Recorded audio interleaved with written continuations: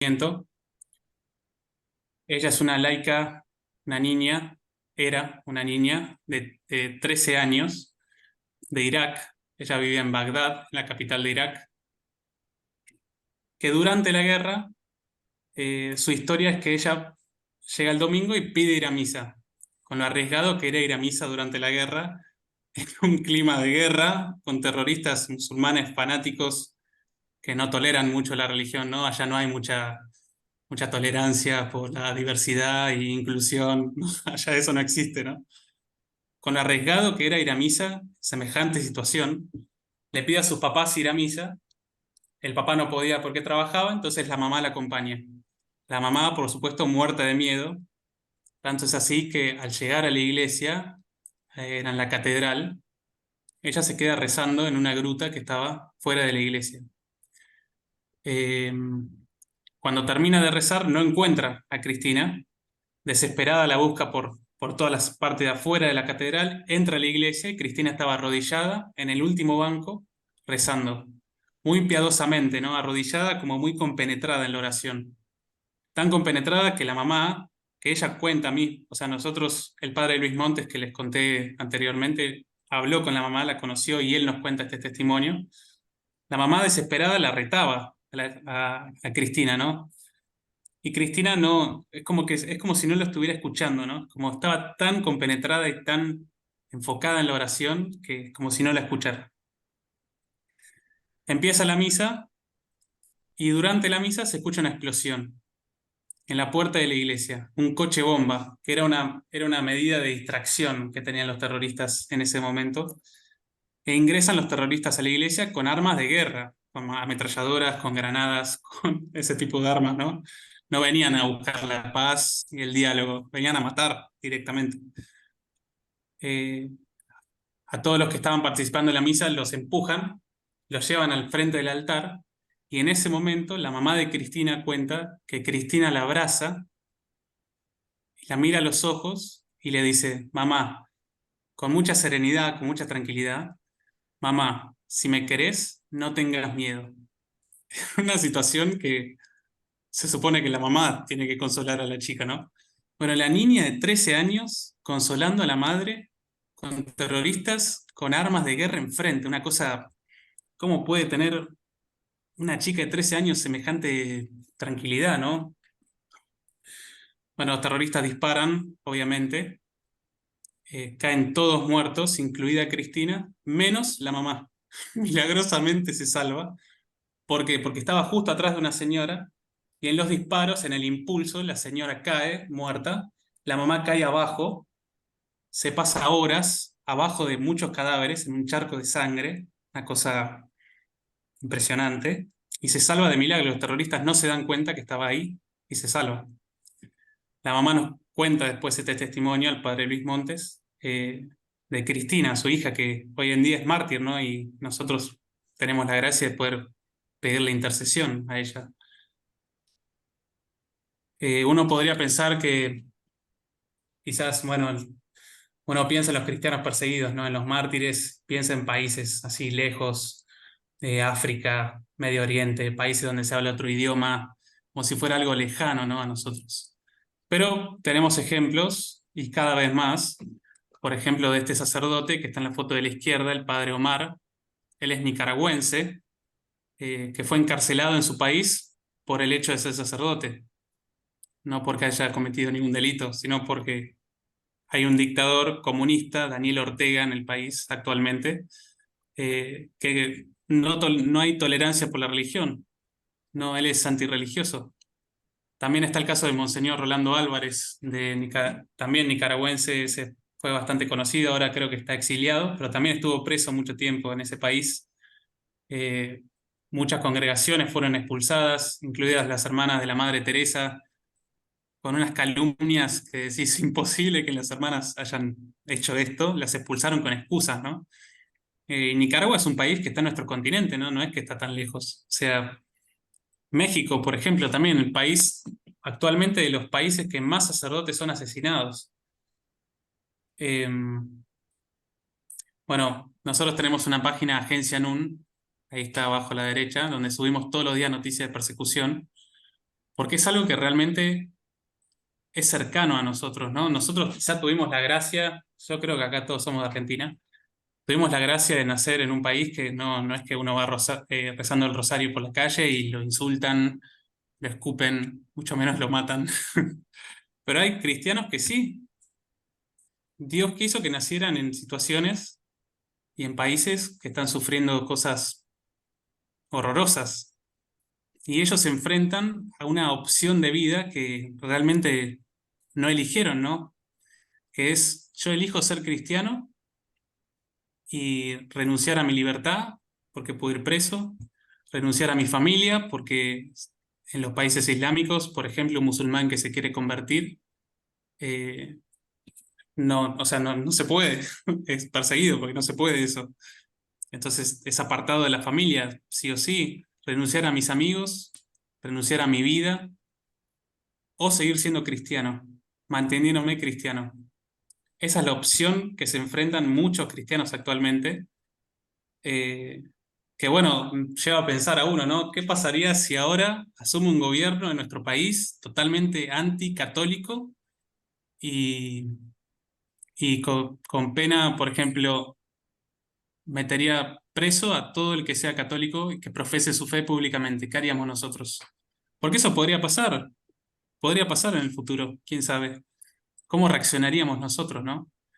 Bueno, por eso para nosotros los mártires son tan gloriosos, tan fuertes, tan heroicos, porque ellos eligen mantener su fe incluso rechazando lo que más quieren en la vida, incluso rechazando su familia, su profesión, son calumniados, despreciados, incluso, bueno, asesinados, ¿no? Ese es el ejemplo que los mártires a nosotros, a los nazarenos, nos dan y nos mueven tanto a querer imitarlos hasta tal punto de consagrar toda mi vida, ¿no? Y rechazar yo también cosas que podría haber tenido. Yo podría haber tenido una familia, yo podría haber tenido, yo soy ingeniero industrial, podría haber tenido un trabajo más, podría haber tenido plata, no sé. Pero el ejemplo de los mártires, a nosotros, a los nazarenos, nos mueven tanto que queremos imitarlos. Incluso aunque no vivamos la persecución, queremos ser como ellos, ¿no? Ser como los cristianos perseguidos y vivir con esa radicalidad. En nuestras líneas fundamentales, que son como unos textos que tenemos sobre los nazarenos, está esta frase que dice que los mártires, con su testimonio, destronan la espiritualidad hueca de los que predican resurrección sin cruz. Ellos sacuden la tibieza del cristianismo cómodo, acomodado con los criterios del mundo. Hoy en día cualquiera de nosotros que quiera ser católico se puede ser católico en serio, ¿no? Se puede dar cuenta que el mundo nos juega totalmente en contra, ¿no? Hay centenares de tentaciones a cualquier vuelta de la esquina, en la televisión, en los grupos de amigos, en las redes sociales, en todos los ámbitos, en especial los jóvenes, ¿no? Donde nos movemos, tenemos dificultades. Uno no puede ser católico abiertamente sin recibir prejuicios, desprecios, contrariedades. Un mundo que predica, por ejemplo, el placer, ¿no? Dice, bueno, acomodado con los criterios del mundo. Un criterio del mundo es el placer. Hoy en día todo está bien. Cualquier placer que quieras tener está bien. Y nadie te puede juzgar por eso. Está mal visto, es políticamente incorrecto, ¿no? Que si yo tengo el placer por lo que sea, hasta es un derecho tener ese placer y nadie me puede juzgar. Yo puedo decir que soy, por ejemplo, la ideología de género, ¿no? Yo puedo decir que soy mujer. Yo puedo decir que soy un animal. Yo puedo decir que soy de China. Y nadie me puede decir nada, porque está mal visto, ¿no? Cada uno tiene la potestad de elegir lo que quiere hacer. Un mundo con actualmente el genocidio quizás el más grande de la historia, que es el aborto, donde el relativismo llegó a tal punto que rechazan que hay una vida en el seno de una madre, cuando evidentemente la vida que está tiene un ADN distinto a la madre, o sea, no es su cuerpo. Pero el relativismo y el libre albedrío y todos estos criterios que el mundo llega a predicar, ha llegado hasta cuestionar si una vida es vida o no, algo tan básico como eso, ¿no? Eh, en este mundo tan perdido, tan confundido, tan, bueno, especialmente en Occidente, un Occidente tan dormido, donde cada vez hay menos vocaciones, donde cada vez hay menos asistencia a misa, donde no hay jóvenes que asistan a misa. Yo normalmente donde voy son toda gente mayor. ¿Qué va a pasar cuando esa gente mayor no esté? ¿Quién va a estar? ¿Quién va a predicar la misa? Porque no hay, o sea, hay menos sacerdotes, ¿no? Donde se predica, quizás lo que más se predica es, no, bueno, Dios es amor y Dios te ama como sos. Y nada más, no se habla de sacrificio, no se habla de cruz, no se habla de martirio. Hoy en día hay mártires actualmente y no se habla, no ves en las noticias, por ejemplo, en Nigeria. Actualmente, en los últimos 14 años, más de 50.000 cristianos asesinados en Nigeria. ¿En qué medio de televisión lo ves? Hoy está como oculto eso, ¿no? Incluso dentro de la iglesia, en qué grupo de jóvenes se habla del martirio? Se habla del sufrimiento, de sufrir algo por Cristo, de sacrificarse, de ayunar. Eso hoy no se ve. Este es el testimonio que los mártires nos dan hoy en día. Por eso el Papa nos pide en este mes dedicar especialmente la oración a ellos, ¿no? A los cristianos perseguidos, para que sean perseverantes hasta el final de su vida, para que puedan rechazar las tentaciones, las miles de tentaciones que le deben venir, y que puedan dar su vida imitando a Cristo en el sacrificio más grande por amor que una persona pueda dar, ¿no? Dar la vida misma. Se unen al caudal de gracias que Cristo derramó en el mundo con su propio sacrificio en la cruz. Ellos, como dice San Pablo, colaboran con ese sacrificio trayendo un gran número de gracias a todo el mundo. Son los mártires los que actualmente nos sostienen en un mundo tan perdido, con tanto pecado, donde ya no se habla de pecado ni siquiera. Una locura. Son los mártires dando su vida, que hoy en día hay más mártires que en los primeros siglos de la iglesia. Son los mártires dando su vida los que sostienen espiritualmente este mundo, ¿no? Son los que están tirando del carro, los que nos están invitando a nosotros a dar ejemplo, a hablar de ellos, a difundir, a rezar por ellos. Por eso para nosotros los mártires son tan importantes y tenemos que buscar imitarlos en cada acción de nuestra vida, aunque sea la más pequeña, no importa, la entrega tiene que ser total para nosotros. Si queremos ser realmente católicos, si nos llamamos a nosotros católicos. Por eso yo creo que el Papa nos invita a rezar por los mártires, por los cristianos perseguidos actualmente, y es por eso que a los nazarenos a nosotros nos impulsa tanto y nos mueve tanto este testimonio, ¿no? Que no es mi testimonio, es el testimonio de los cristianos perseguidos, que uno puede escuchar este testimonio todos los días de su vida, porque todos los días hay persecución. Bueno, antes de terminar, quería contarles un poco brevemente, sobre la vocación del laico consagrado, de la que habla Pablo VI, San Pablo VI, que a los laicos consagrados los llama alpinistas del espíritu. Es una vocación relativamente nueva, empezó el siglo pasado, recién el siglo pasado se empezaron a escribir documentos de la Iglesia hablando sobre esta vocación. Yo pienso que porque actualmente el mundo está tan contrario a la Iglesia, tan contrario a los sacerdotes, que hoy en día los sacerdotes son los peores, parece, del mundo. Hoy en día la gente, hay un laico normal, no puede ver una sotana, un hábito de un religioso, pero un laico se viste como laico y puede llegar a ambientes donde un religioso, un sacerdote no puede llegar. Pablo VI nos llama alpinistas del espíritu por la difícil vocación que es la del laico consagrado, ¿no? Porque por un lado es consagrado, es decir, profesa los votos que profesa un religioso. Nosotros los nazarenos no los llamamos votos, los llamamos compromisos, pero bueno, abraza los consejos evangélicos, como lo hace un religioso, ¿no? Pobreza, castidad, obediencia. Eh, es consagrado, está dedicado totalmente para Dios y a la vez es laico, o sea, tiene que vivir en este mundo tan convulsionado, tan difícil, con tantas tentaciones. Es una tarea, es un desafío muy difícil evangelizar en este mundo, siendo consagrado, ¿no? Intentando conservar la integridad de católico, intentando conservar mi pureza, por ejemplo. Hoy en día es muy difícil ser casto. ¿Cuántas parejas llegan castas al matrimonio? Cada vez menos, es muy complicado.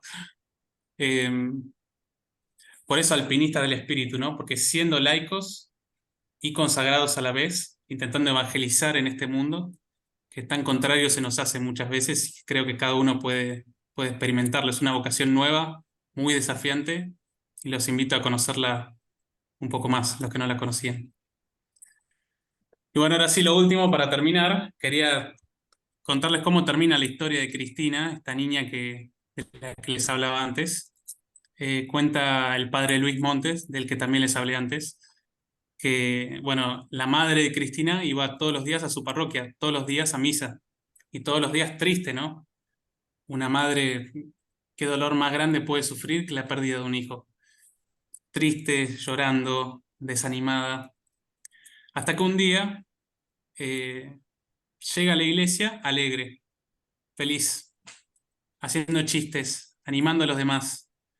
El padre Luis obviamente se dio cuenta que algo había pasado, no tenía mucha explicación. Entonces después de la misa habla con ella y le hace la pregunta, ¿qué pasó, no? La madre de Cristina dice que tuvo un sueño la noche anterior.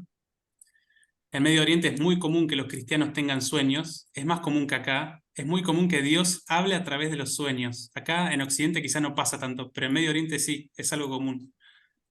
Dice que tuvo un sueño, que en ese sueño se le apareció Jesús, que no era solo Jesús, sino era Jesús con su sagrado corazón en el pecho, y que en el medio del sagrado corazón la vio a Cristina, sonriente, feliz, una sonrisa que no se le había visto en vida, bueno, la tenía ahora.